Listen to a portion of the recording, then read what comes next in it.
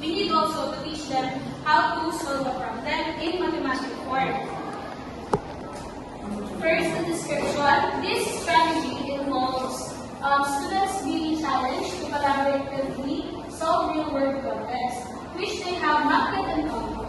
This strategy is student-centered and promotes critical and creative thinking skills, problem-solving abilities, and communication skills.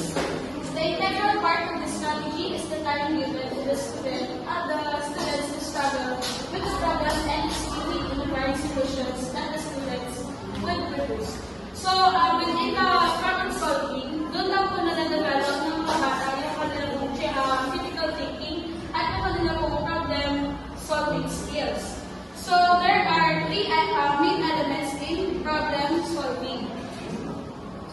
First element po is the word problem.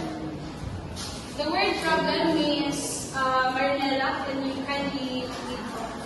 The word problem means the problem solving strategy that the problem as the starting point of the learning experience.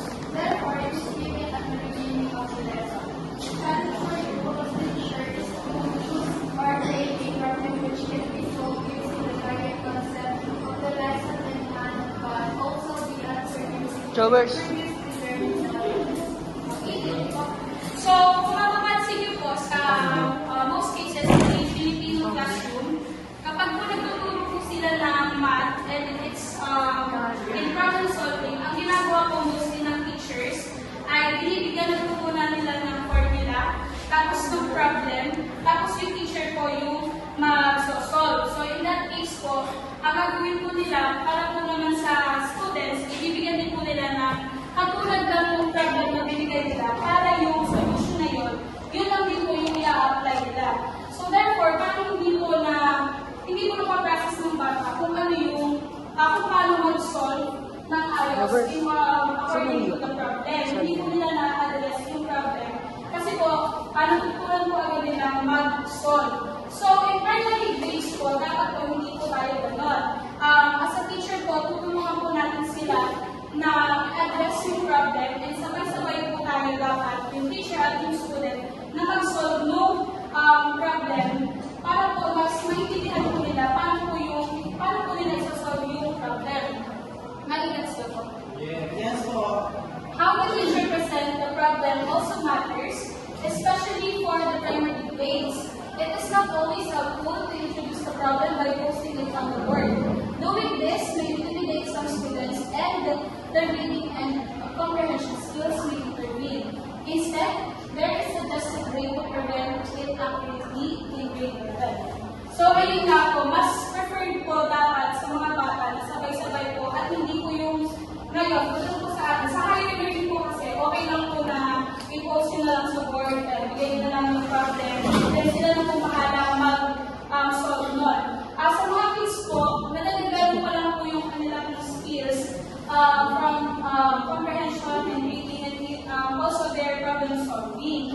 Nadadagdagan pa lang po. Kaya po dapat po we are there to support them and hindi po mas accessible or mas preferred po na ang gamitin po natin ay first, narrate the problem in a storytelling manner to engage the learners. So, kunwari po, ang ating pong problem ay, si Derby ay namili ng gantong kadaming box of apple. So, parang yung problem niyo po ay parang storytelling niyo. Parang, ang gagawin niyo po ay yung baka, kunwari po, ay nandun mismo sa situation para mas maintindihan po nila yung problem. Encourage the student to imagine the scenario and allow them to clarify information if they find some details confusing. Showing drawing pictures or real objects might help. So, ayun na po, para po mas maganda is na-narrate nyo po sa kanila o isasama po nyo po sila doon mismo sa problem para sila po yung magsosolve po sila po dapat yung mag-discover and dapat po sila din po yung mag-identify kung ano po yung mga kailangan nilang i-solve para po mas okay sa bata yung pag-problem solving po nila. Nag-gets ko po.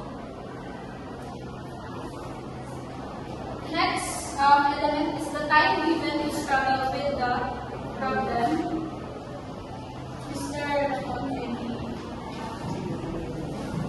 is for students to collaborate their ideas with each other to come up with a solution.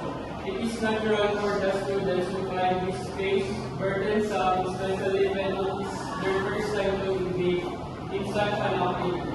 Critical thinking and communicating ideas are not easy task after all. It is the task of the teacher to encourage the students to think out of the box. So, ayun nga po. Ito na po yung time na kakayaan niyo po yung bata na maka-experience ng struggle in finding the solution for the problem. Ang gagawin po natin ay kakayaan po natin sila na sila po mismo yung makakahanap ng kailangan nilang gamitin para malitas yung problema. Kaya po natin sila na sila yung mag-discuss or magbigay ng ideas to their classmates kung paano nila isosolve, kung paano po ay sa multiplication, ganyan. Hayaan niyo po sila mag-help with each other kasi minsan po may prior knowledge na po sila about sa multiplication. Next is tell the students that there is more than one way to solve the problem. So they do not need to worry about their solution being wrong as long as every step they did is meaningful in solving the problem. So ayun nga po, in problem solving naman po, mas okay po na bigyan po natin ng iba pang way para ma-solve yung problem. Kung nga po, mayroon po tayo standard formula. Pwede po ikukunin natin kung ano pa yung shortcut or yung mas makakabilis yung pag-solve ng mga bata. Then, the last element po is the mathematical scores. This is the exciting element of the problem-solving strategy. While the students are working in small groups to solve the problem, you got to move around and enjoy the mathematical talk that the students are engaging in. You may intervene between the discussion for correction or clarification or intent, but be careful not to give hints. As you encourage them to think and believe that they actually can, allow yourself to be amazed with how the students will defend their thinking, correct each other's ideas, and figure things out on their own. So, in this phase po, dito na po papasok yung, pwede po magpapagawa po tayo ng activities ng mga students. Kakayaan po natin sila, hindi po natin sila ng problem tapos kakayaan po natin sila yung mag-solve. Now, dito po, ang nagawin po ng teacher is, ayun na po, sabi, walk around, and also you can intervene for clarification routine. Huwag po silang bigyan na hint kung paano ito, hayaan po natin na mismo estudyante ang solve mo yung problem. And remember that all students can make the solution as long as they can be connected to the concept or skill that is provided of the result. The challenge is how you put the three those party solutions, make sense of each them, and use to generalize or came up with a solution that may knowledge or skills that is objective of the lesson. In the break base comes to importance of the teacher's frequency of the subject matter. So, ayun nga po. Kapag po ang bata ay kung ano po may na-discover po sila, mas dito or mas parang shortcut ako sa solusyon ko sa problema, i-recognize po natin or ganun po natin i-recognize po natin yung solution nila to make sense din po and para hindi po sila ma-neglect po yung idea na nakita nila to solve the problem easily. And ayun po, dapat po as a teacher, bago po tayo mag-tour ng problem solving, mas fluent po dapat tayo or mas master dapat po natin yung subject para mas bibigay po natin yung information na mas times. Let's po. Okay po.